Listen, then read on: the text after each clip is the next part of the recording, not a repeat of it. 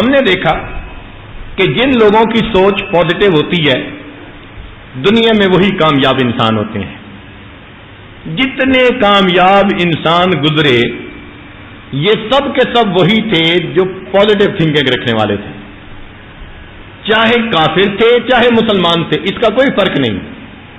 ان کی پرسنالٹیز کو دیکھیں، پازیٹو تھنکنگ رکھنے والے.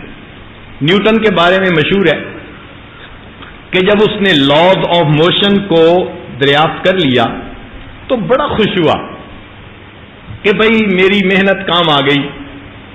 پھر اسے واش روم یوز کرنے کی ضرورت تھی، چنانچہ وہ واش روم یوز کرنے گیا. اس کے گھر میں ایک کتا تھا جو اس نے پالا ہوا تھا. وہ کتا کہیں کمرے میں گھس آیا تو سارا کمرہ کاغذ ہی کاغذ نظر آتے تھے.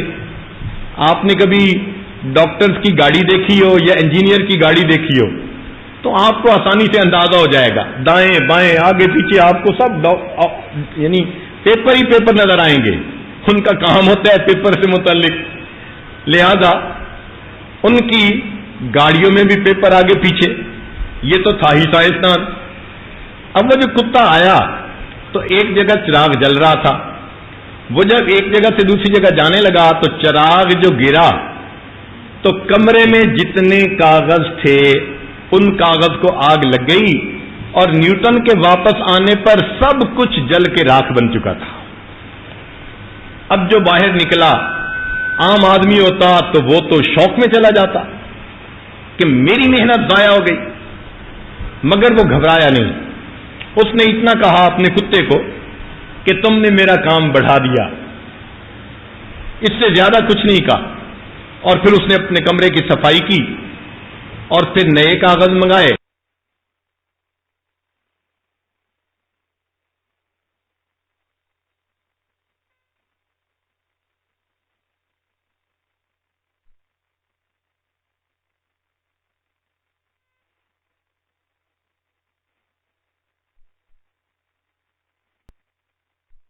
گناہوں سے کی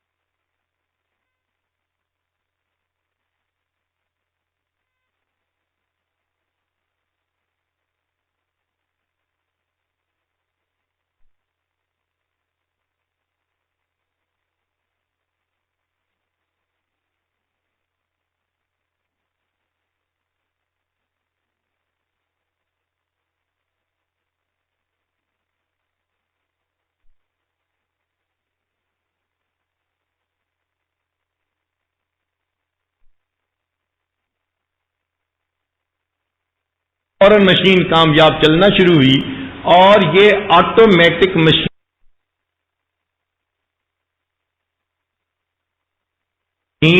انوینٹ کرنے کا دنیا کے اندر سائنسدان بن گیا. تو دیکھو محنت تو اس نے کی تھی، لیکن اگر آپشنز ڈفرینٹ نہ دیکھتا تو وہ بھی ناکام ہو جاتا.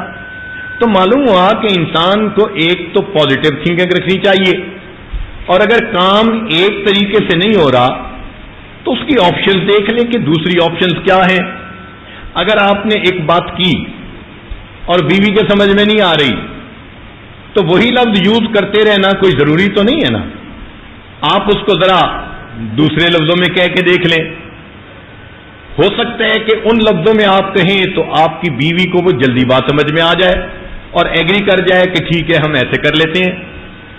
شریعت انسان کو کہتی ہے کہ تم ذرا کھلے دماغ والے بندے بنو. یہ جو نیرو مائنڈنیس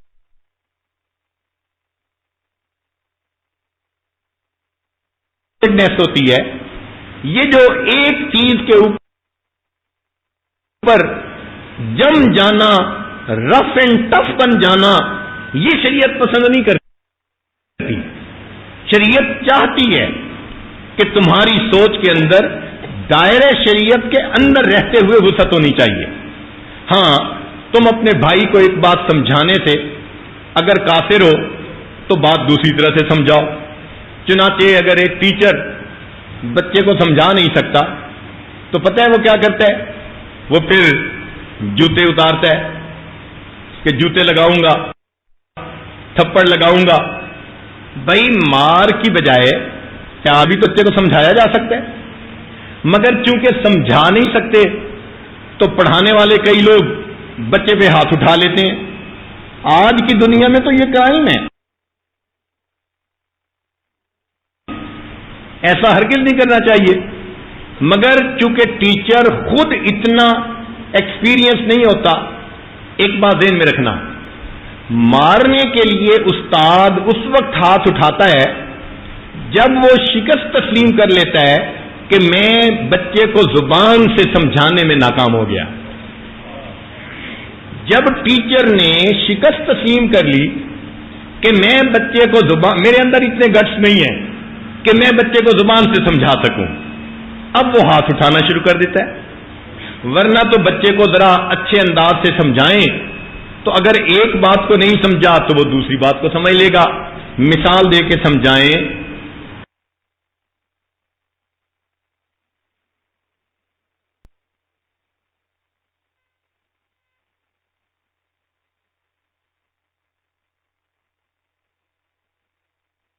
کوئی ایکسپیرینس اس کو سنائیں، مگر ہم تو عادی بن گئے ہیں ایک بات کرنے کے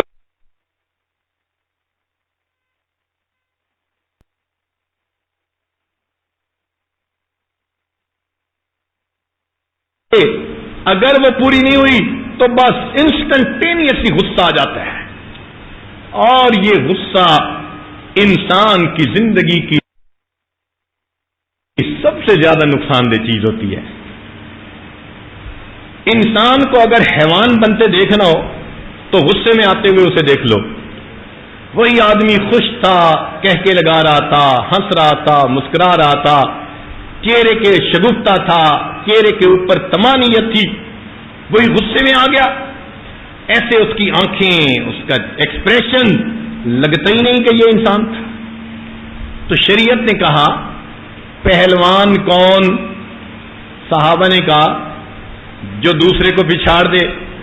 نبی علیہ السلام نے فرمایا نہیں، جو اپنے غصے کو قابو پا لے وہ انسان پہلوان ہوتا ہے۔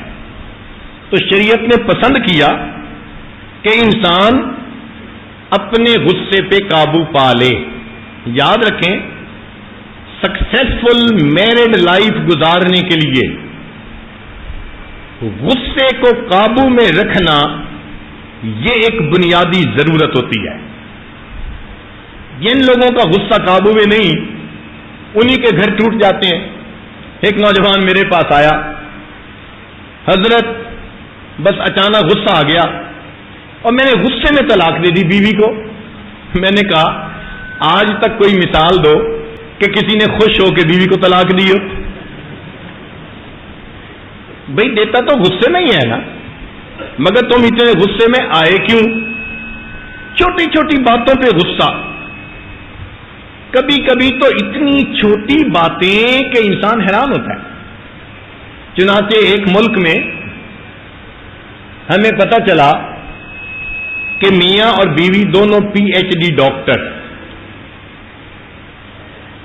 اور 23 سال زندگی گزارنے کے بعد ایک معمولی بات پہ ان کے درمیان سیپریشن ہو گئی۔ ہم نے جب سنا تو ہمیں حیرت ہوئی، یا اللہ 23 سال تو زندگی کا ایک بڑا حصہ ہوتا ہے، 23 سال اکٹھے رہے اور چھوٹی سی بات پہ الگ ہو گئے۔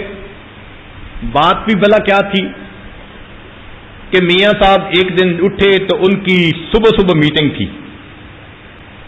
انہوں نے کہا اوہو میرے پاس تو ٹائم تھوڑا ہے، چلو میں ذرا ٹوتھ برش کر لوں، میں میٹنگ کے لیے چلا جاتا ہوں، ناشتہ بعد میں کروں گا۔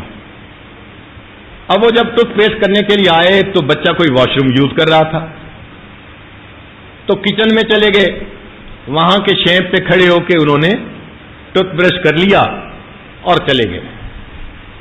جب بیوی صاحبہ گھر آئیں اور انہوں نے دیکھا کہ کچن کے واش بیسن میں ٹوتھ برش کیا ہوا ہے، اس کو بڑا غصہ آیا، یہ میرا خاوند تو ذرا بھی سوفسٹیکیٹڈ نہیں ہے، اس کو ایٹیکیٹس نہیں آتے، اس کو اتنا بھی نہیں پتا کہ کچن کے واش بیسن میں ٹوتھ برش نہیں کرنا چاہیے. غصے میں جب خاوند چھٹی سے واپس آیا, آتے ہی اس نے مسئلہ چھیڑ دیا کہ آپ بہت رف ہیں اور ٹف ہیں اور فلاں ہیں اور ایٹیکیٹس نہیں ہیں. اس نے تھوڑا جسٹیفائی کرنے کی کوشش کی, مگر بیوی تو قبول کرنے کے لیے تیار ہی نہیں تھی. وہ بات بڑھتی گئی, اتنا ڈائیلاگ آپس میں بڑھا کہ بالآخر دونوں غصے میں آئے اور فیصلہ کر لیا کہ جی ہم ایک دوسرے سے الگ ہو جاتے ہیں, اور اس بات پر دونوں کے درمیان طلاق ہو گئی. جب میں نے سنا تو میں نے سنانے والے کو کہا مسکرا کے کہ ہاں مجھے بھی لگتا ہے کہ دونوں پی ایچ ڈی تھے. تو وہ میری طرف دیکھتا ہے, کہتا ہے پیر صاحب مطلب کیا؟ میں نے کہا میرا مقصد ہے اردو کے پی ایچ ڈی. کہنے لگے کیا مطلب؟